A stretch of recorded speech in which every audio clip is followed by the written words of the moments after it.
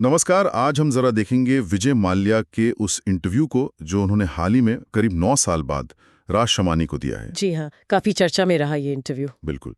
तो हमारी कोशिश रहेगी कि इस बातचीत से मतलब माल्या के नजरिए से किंगफिशर एयरलाइंस के बंद होने और जो सारे विवाद उनको समझा जाए। हाँ, उनका पक्ष जानना जरूरी है जो शायद अब तक पूरी तरह सामने नहीं आया था। उनका मुख्य कहना है कि भाई मीडिया ने गलत दिखाया, मेरा इरादा तो कर्ज चुकाने का था और मुझे एक तरह से बलि का बकरा बना दिया गया। तो चलिए खोलते हैं इसे। सबसे पहले किंगफिशर एयरलाइंस की कहानी, मतलब माल्या की जुबानी। जी। वो बताते हैं कि किंगफिशर का सपना था भारत में एक वर्ल्ड क्लास हवाई सफर देना, कनेक्टिविटी बढ़ाना। और शुरू में तो सफल भी रही। 2008 तक तो नंबर 1 एयरलाइन बन गई थी डोमेस्टिक में। हाँ बिल्कुल। लेकिन फिर ये बंद क्यों हुई? माल्या इसके लिए गिनाते हैं, एक तो 2008 का वो वैश्विक आर्थिक संकट। हाँ, लीमन ब्रदर्स वाला क्रैश। उन्होंने ये भी दावा किया कि उस वक्त के वित्त मंत्री प्रणब मुखर्जी, उन्होंने सलाह दी थी कि एयरलाइन का साइज कम मत करो। ओह। और बैंकों से मदद का भरोसा भी दिया। हाँ, ऐसा उनका दावा है। और जो एयर डेक्कन को खरीदा था वो कहते हैं कि वो इंडस्ट्री को मजबूत करने और एक बड़े कॉम्पिटिटर को हटाने की रणनीति थी, न कि विदेश उड़ानें जल्दी शुरू करने के चक्कर में। ये दिलचस्प है। मतलब वो ज्यादातर बाहरी वजहों और मिली सलाह पर जोर दे रहे हैं। हाँ। जबकि उनके अपने मैनेजमेंट के फैसलों पर भी सवाल उठे हैं।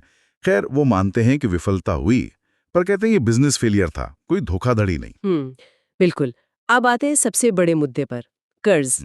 माल्या के हिसाब से किंगफिशर पर बैंकों का जो मूल कर्ज था, प्रिंसिपल अमाउंट, वो करीब 6,203 करोड़ रुपए था। जी, ये डीआरटी मतलब डेट रिकवरी ट्राइब्यूनल के फैसले के आधार पर आंकड़ा है। हाँ, लेकिन वो दावा करते हैं कि सरकार खुद मान चुकी है कि उनसे 14,100 करोड़ रुपए से ज्यादा की वसूली हो चुकी है।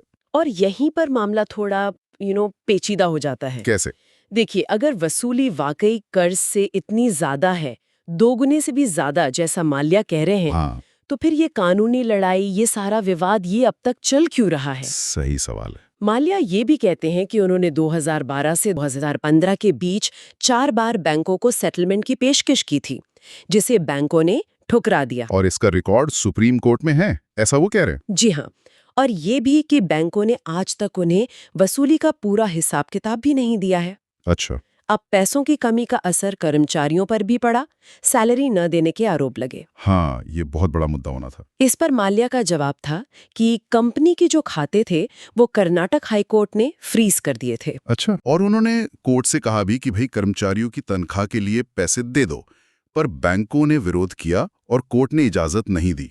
तो वो कह रहे हैं कि वो उस वक्त कुछ कर नहीं सकते थे, बेबस थे। हाँ, कहते हैं कि उन्हें कर्मचारियों की तकलीफ का दुख है, पर वो कर क्या सकते थे। अच्छा, और वो उनकी 60वीं जन्मदिन की पार्टी, जिस पर बहुत बवाल हुआ था। हाँ, वो ग्रैंड पार्टी। उस पर उनका तर्क है कि वो पार्टी किंगफिशर बंद होने के 3 साल बाद हुई थी, दिसंबर 2015 में। 3 साल बाद? जी। और उसका सारा खर्च उन्होंने अपनी जेब से दिया था, किंगफिशर के पैसों से नहीं। वो कहते हैं कि इसे एयरलाइन की दिक्कतों से जोड़ना गलत है। ये वही बात है, मतलब व्यक्तिगत जीवन और कॉर्पोरेट जिम्मेदारी के बीच का जो तनाव मीडिया में दिखाया गया, वो उसी को एड्रेस कर रहे हैं। समझ गया। अब बात उनके देश छोड़ने की, मार्च 2016। हाँ, ये भी एक बड़ा विवादित पॉइंट है। उनका कहना है कि ये पहले से तय था, उन्हें जिनेवा में एक मीटिंग में जाना था। अच्छा, प्री प्लान ट्रिप थी। हाँ, और उन्होंने ये भी दावा किया कि संसद में उस वक्त के वित्त मंत्री अरुण जेटली को उन्होंने बता भी दिया था। ओह, ये तो बड़ी बात है। और उस वक्त उन पर देश छोड़ने की कोई कानूनी रोक नहीं थी। पासपोर्ट तो बाद में रद्द हुआ, जिससे वापसी मुश्किल हो गई। और वो खुद को भगोड़ा कहे जाने पर भी बहुत नाराजगी जताते हैं। हाँ, क्यों? उनका कहना है कि वो 1988 से एनआरआई हैं और 1992 से यूके के स्थायी निवासी। वो तो हमेशा की तरह ही भारत आ जा रहे थे। हालांकि ये भी सच है कि घटनाओं का जो क्रम मीडिया में बताया गया है, जैसे सुप्रीम कोर्ट की सुनवाई की तारीख वगैरह, वो माल्या के बताए वर्जन से पूरी तरह मेल नहीं खाता, तो थोड़ी अस्पष्टता है। बिल्कुल। तो आज की स्थिति क्या है? वो अभी भी यूके में हैं? जी, अभी भी ब्रिटेन में है और प्रत्यर्पण समेत कई कानूनी मामले चल रहे हैं। इंटरव्यू में उन्होंने कहा कि अगर उन्हें भारत में निष्पक्ष सुनवाई का भरोसा मिले तो वो वापसी पर सोच सकते हैं।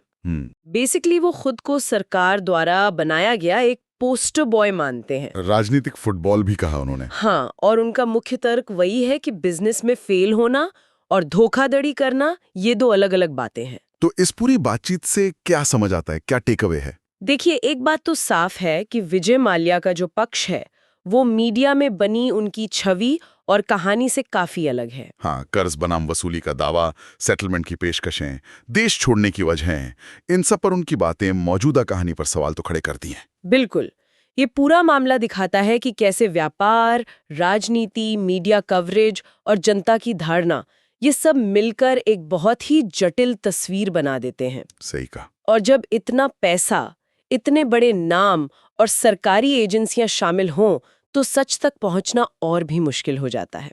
इसलिए अलग-अलग पक्षों को सुनना जरूरी है। और श्रोताओं के लिए एक सोचने वाली बात शायद ये हो सकती है कि माल्या के दावों और जो जानकारी पब्लिक में है, उसमें जो अंतर दिख रहे हैं, उन्हें देखते हुए हमारी न्याय व्यवस्था के लिए सच का पता लगाना कितना चुनौतीपूर्ण हो सकता है।